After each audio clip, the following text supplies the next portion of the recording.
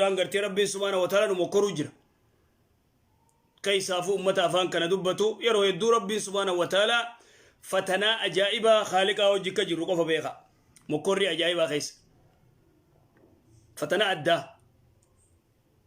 إذن هذا الدين دين كن له رجال ديرا قبا أبام فدي غرتي دين كان دابتي دنت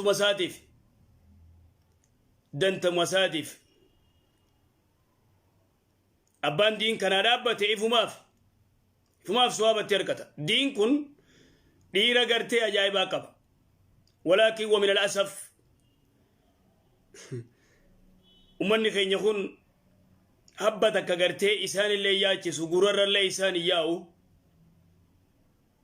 ميديا سانين دبتو ورس لا اكتيفيستو تجاوزتو كن دبتو سيقولوا جرامي المام مسلمة لا يتحركون لا يهمهم إساني ياتشفت إساني ياتشف دين إساني تناف أكا إسان دين الرا فقوتان قنا الرقا قطعا أكا إسان أمنتي ساني الرا غرتي بوري أمني قرق سوائلي جو غرتي دوا جران سيقل تيجو ميديا ساني دوا إسان دوا سيقلي سمون ساني دوا تنرى ايدو بيغرتي دين إسلام ما تنرى وانا شفت ساني دوا إذن ارجعوا إلى دينكم غرا دين كيساني ديبيا غرا أمنتي تيساني ديبيا جرنا أكاتا نتجرخون سريمتي أكاتا نتجرخون سريمتي خران كن نمباسو قطعا خران كن نمباسو خرا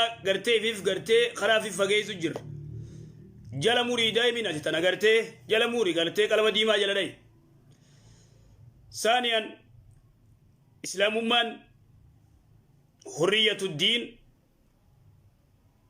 دين إسلام أخون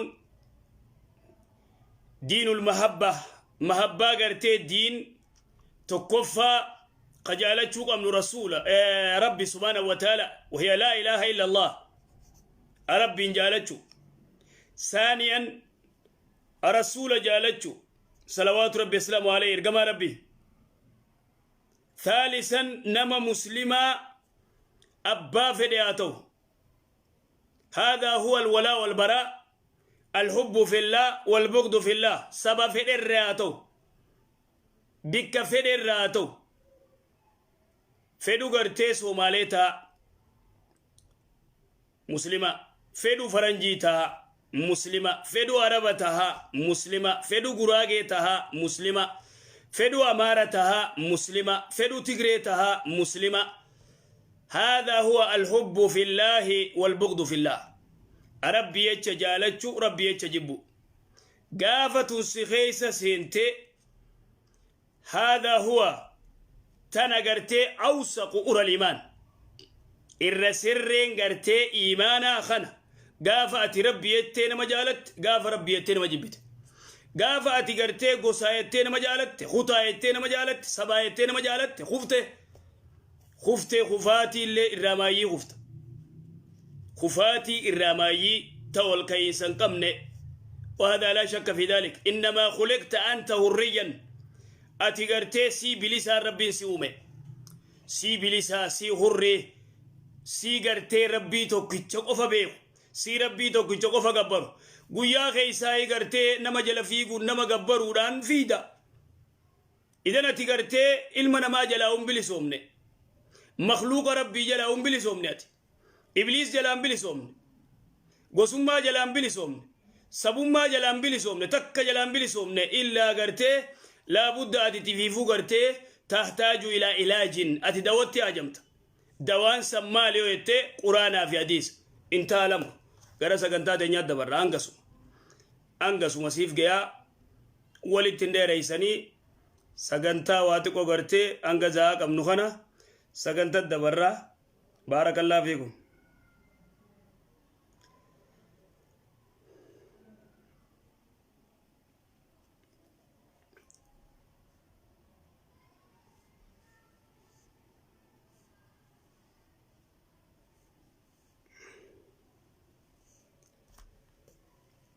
أكسي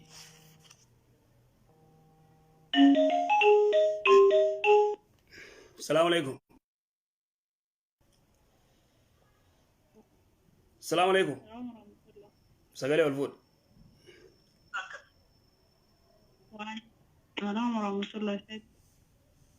أيه دبر.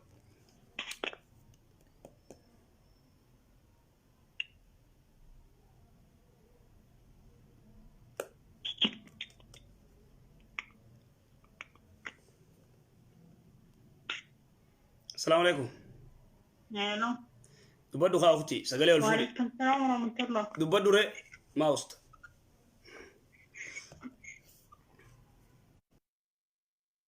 هاي قافي تكوتا كقبابيتني شيك. بيني سقالي والفول قافي تقافت.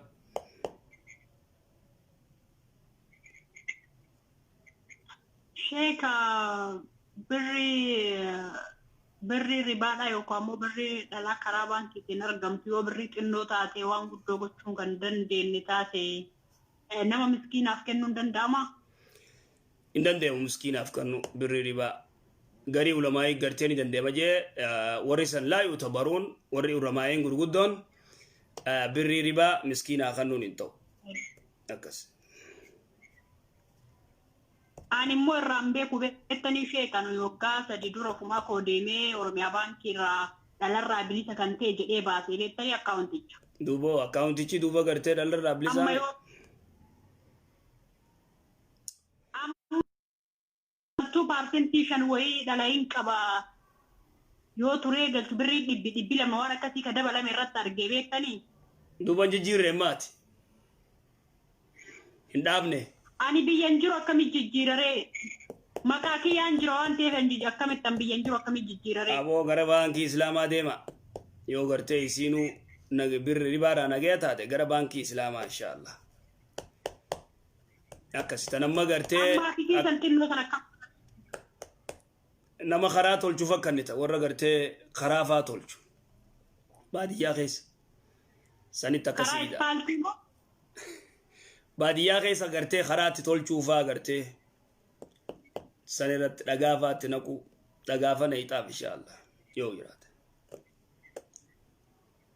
ayesh أي أي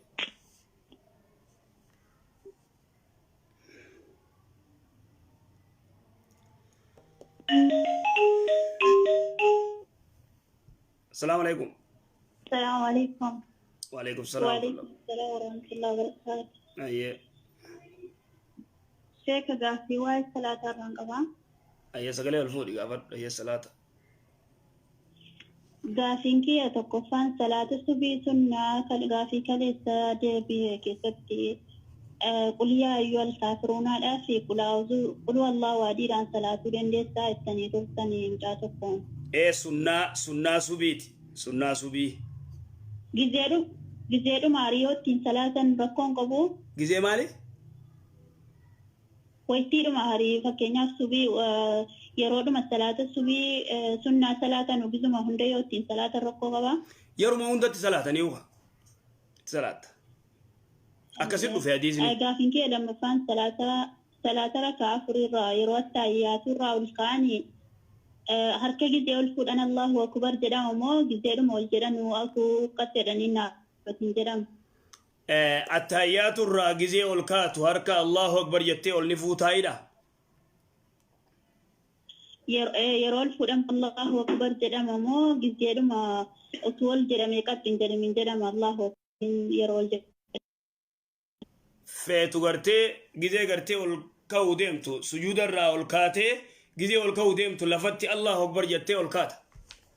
malee Allahu akbar jedhanii harkisuu san hin dhufu. Gizee attayyaatuurraa ol kaatu. Na dhaggeeffadhu ijoollotti. Attayyaatuurraa gizee ol kaatu. akkasumatti Allahu akbar jaanii harkisaa ol ka'uun san hin dhufne shari'a islaamaa keessatti hin dhufne Sheekh Muhammad Walloon irraa dubbataa kitaaba Zakhiratul Uqbaa keessatti Ibnu Hajar Asqalaanii kuni rasuula irraan sabanne akkasiin maddii godhanii Allahu akbar jaa akkasii ol kaa'u ammallee Allahu akbar jaanii akkasii gabbuu atimma gizee gartee attayyaatuurraa ol kaatu sujuudarraa ol jettee attayyaatu kee qaraatee attayyaatuurraa gizee ol kaatu baantaami. attayyaatu kee fixattee gizee ol ka'uu deemtu lafumatti Allahu akbar jettee eegasii ol kaate ofeetes eega si gartee gizima ol kaatu Allahu akbar jettee ol kaatee harka kee ol fuuta. Gaafii kee sadaffaan immoo gaggabaabduudha. Ayyee. Namni tokko yeroo heediin itti jiru yoo abbaa manaa waliin wallaaluma keessa argatti wallaaluma baay'ee qabnaa mana ittiin jala deemne waa barataarra alhamdulillah rabbi murii keessan nuuf haa dheeressu. Yoo abbaa manaatiin gisee heedii qabu sana walitti dabalame toobaate irra jira moo maal kaffaluu qaba amma ergiin baradhe jechuudha. Dubartiin takka odoo heediin itti jiru abbaa manaa siitii hojii wallaalummaadhaan innilleen hin beeku atilleen isiilleen hin beektu akkas jechuu qeedimi innilleen hin beeku anilleen hin beeku akkasi aywa heedii odoo gartee heedii qabu walitti daamnee kanaafuu waan kana wallaalummaan maal godhuu qabnaa akkasimi aywa beeytaa wanni kun daruuri waan gartee baruu qaban waan kana gartee nisfu diinaar kannan diinaara gartee diinaara tokko kannan diinaari tokko qarshii biyya teenyaa jijjiiranii miskiina kannit isiilleen innilleen akkas. Akka biyya keenyaatti meeqa akka biyya diinaari tokko meeqa re diinaari tokko meeqa warri kuyeet ni beeka gaa warri kuyeet nu haimu asirra nu barreessaame warri kuyeet warri diinaara dhibba gizeechi ergan ati suudii jirta warri beeke warra kuyeetiin baana warri kuyeet nu barreessa diinaarri dhibbi tokko duraan qarshii kun kudhanittiin beeka amma ida'uun dhabu toora kun kudha waa afaa dhaquu malaa warri kuyeet mee jiraattan diinaari tokko qarshii meeqa maallaqa biyya teenyaa qarshii kudha lama moo gaafii tokko nama wal mormine aannan gaalaa yoo dhugan salaamii nama waddaachuu barbaachisa moo ala doliidhuma salaatamu no aanan gaalaa yoo dhugan uduwan cabsu aanan gaalaa uduwan cabsu foon gaalaa uduwa cabsa foon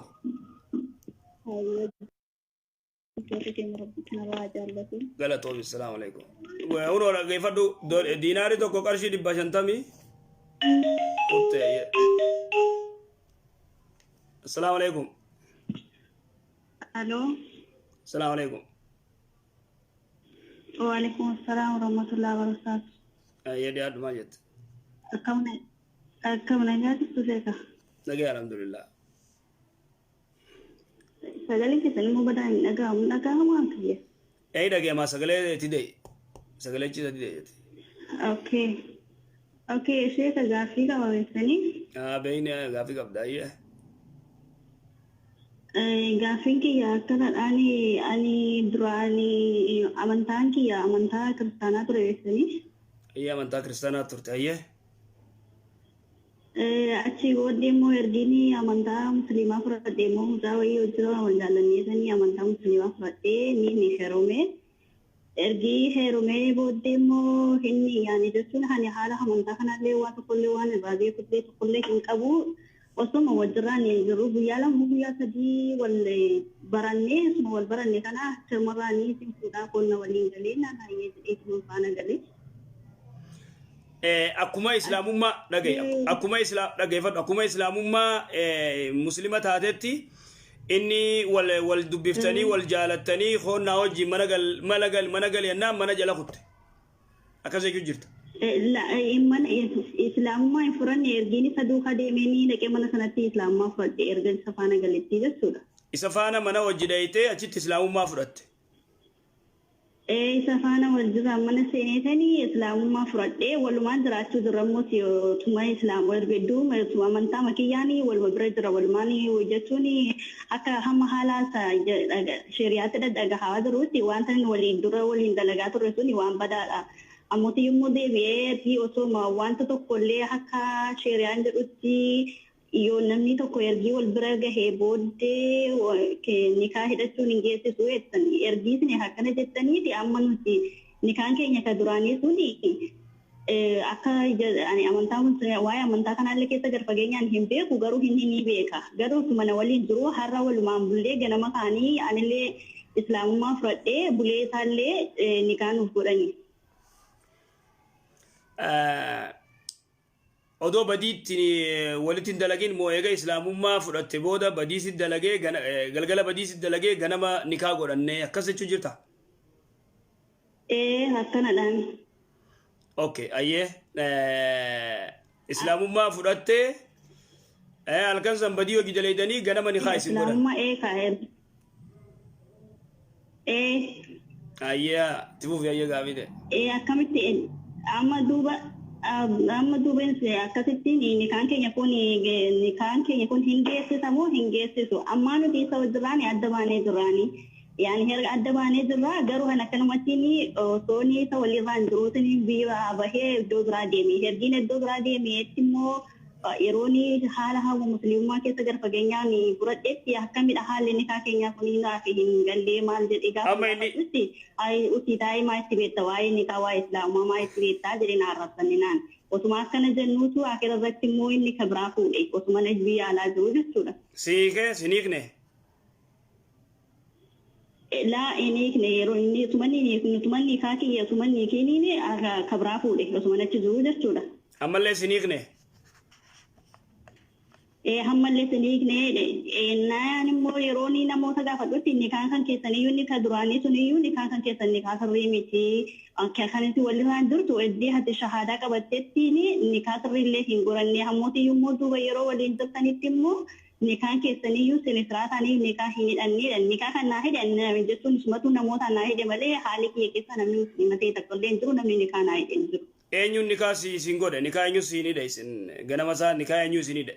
La isatu nama sana beeka malee namoota sana hin beeku kaarayaan waan amantaa kiristaanaa keessa waan tureef yan hin beeku yaani jechuun namootuma safara isaaniiti kan nu fidhenu. Eessatti nikaa si godhan Suudiitti moo biyyatti? La biyyumatti malee kun. Duuba nama inni yaamee nikaa si godhes eenyu nama kamtu gartee duraa'u nikaan keessanii hin jiru fakkeenya wayita nikaa godhan.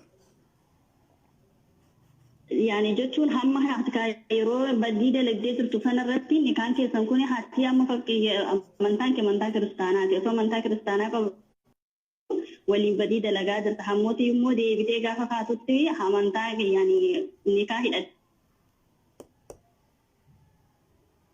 Kan kanatti illee ofii keessanii badii sanaaf dhiifama rabbiin hin gaafatiin deebitanii nikaa hidhattanii kanaafuu nikaan keessan kun irra deebii barbaachisaa jedhani.